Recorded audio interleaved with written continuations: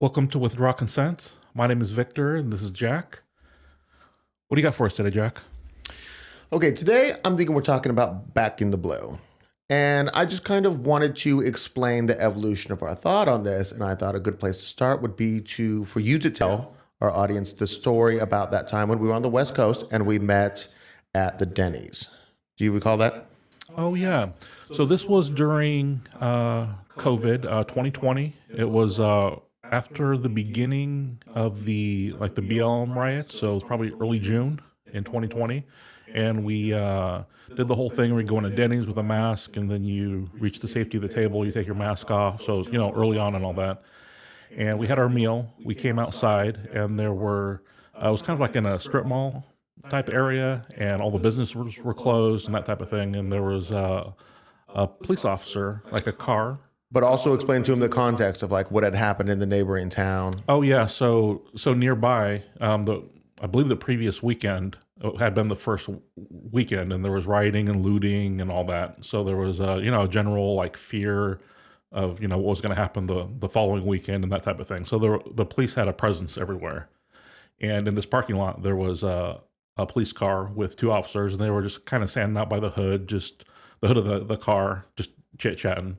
And on our way out, we saw them, and we decided to go over there and just say, hey, thanks for what you do, and we appreciate it, and that type of thing. And they're real nice, and it was a real quick interchange, and then went back to our car and went about our day. Okay, right. And so, from our perspective at the time, we were seeing the police being the only protectors of the city, basically, right? And so, like, from a psychological perspective, it's very clear why we were doing what we were doing. And from there, so at the time, I was watching a YouTuber named Donut Operator, very pro police, And I was watching a show one time. So that's just where I was at in police videos, just for the sake of reference. And I was watching a podcast one time, and there was Michael Malice, the anarchist, was on there. And he is anti-police, we'll say. And he made a statement. I don't know if he was quoting someone else, but his statement was every unconstitutional order, executive order given by a governor was a wish list of Santa Claus without someone with a gun to enforce it. So I started thinking about it. It just started eating me, and I was thinking about it. And I started watching this other channel on YouTube called Audit the Audit. And it's like, it's like a lawyer type person watching videos of police interactions or people auditing the police and then rating them in a very objective manner. And I started watching, I'm like, man, the police, they do some terrible things sometimes, but it's just sometimes, right? There's, some bad apples, I guess, Anyways, because I watched that, I happened upon another channel called Lackluster, and this guy's pretty vehemently anti-police, And he posts way more videos, and there's just tons of content. And the police are terrible. And I'm watching them, and I'm like, man, this is terrible. They just don't understand the Constitution. They just take people's constitutional rights like it's the thing to do. They laugh about it, after they hurt people. And I'm like, wow, they're terrible. But I could probably fix this problem, right? If I were to say start a nonprofit and get government money from the states, we'll say, and I could just have classes, and I could make all these guys in blue. I could just make them like little constitutional lawyers out there, and they could just fight for people's rights and be like, tell the other officer, no, I'm not going to let you take their rights, right? And so that was my thinking, because I'm a good guy and I'm trying to think positive things, right? And I'm watching more of these Lackluster videos, and I'm getting his worldview, and I start to understand that things in policing are how they are for a specific purpose. The purpose is that when a governor gives an executive order that's 100% constitutional, they want guys with guns to go enforce that order. To do that, do they need constitutional lawyers? They need order followers. That's what they need. They don't want the police to be trained in not only do they not want them to be trained in constitutional rights, they want them to take pleasure out of taking your constitutional rights away, so that when they give those unconstitutional orders. So basically, my thinking went in a very short time from there, say a period of 2 years, we'll say. And then you're looking back and you're thinking 15 days, was it 2 weeks? Or 15 days, I forget.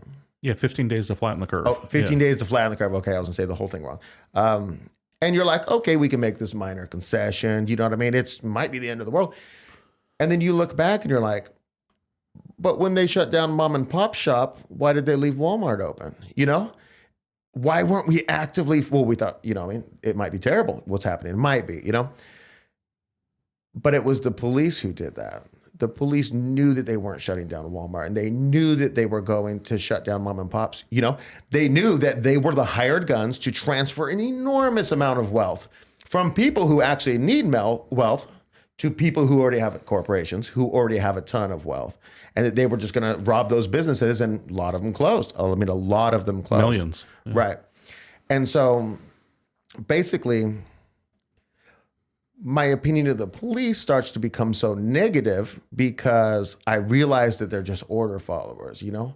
And when I think, like, say if I had an interaction, I don't do crime, we'll say, you know? So if I have an interaction with a police officer, it's going to go good, right? It depends. It depends if they feel like stripping your rights, you know? I mean, the stuff you see on those videos, it's incredible, you know? Hurting an amnesia grandmother, you know, like throwing her to the ground and laughing about it later. Yeah, do you hear her arm pop out of the socket? She's like 70 something. She's amnesia. She walked out of Walmart carrying the groceries and didn't pay for them, you know? And when they started trying to accost her, she's like, oh, you know, she's just completely, and when they're talking to her, you could tell she's gone, you know? She's a sweet grandma and she needs just a ride home is what she needs, you know? Instead it's, you know, anyways. So basically, like, it gets to the point where I'm like, I'm driving down the road and I see one of those digital billboards and it says, endangered person, white sedan, license plate, this, you know? And I think, what if I saw that sedan drive by? Would I call 911? You know? Because it's like, maybe the government's trying to do something terrible to their kids, say an experimental medical procedure, like which we saw happen in New Zealand. They literally took the kid. Oh, that wasn't even that was because they wouldn't allow a blood transfusion. Do you remember that story? Yeah. They wouldn't allow the kid to have a blood transfusion with blood that wasn't infected with, you know, experimental medical technology. And they took the kid from him. But what if it's those parents who grabbed their kid and they're driving down the road and I'm calling people with guns to go, do you know what I'm saying? Right. That's how little faith I have in policing after only 2 years where I would walk up to them and thank them, you know what I'm saying, for their noble service. In conclusion, my ideology regarding to Back the Blue has changed dramatically. And when I now look and I see a thin blue line, the thin blue line flag, I think, do you support the lockdowns? Did you support the lockdowns of just the mom and pops, not the big box stores? The corporations need to make the money. Did you support that? Because your flag on your window says that or on your window in front of your house, says that you supported guys with guns going and shutting down those businesses. And I did too at the time, you know, but I don't. I just don't anymore. We know this is a touchy subject. A lot of people are raised to, you know, always respect authority and that type of thing.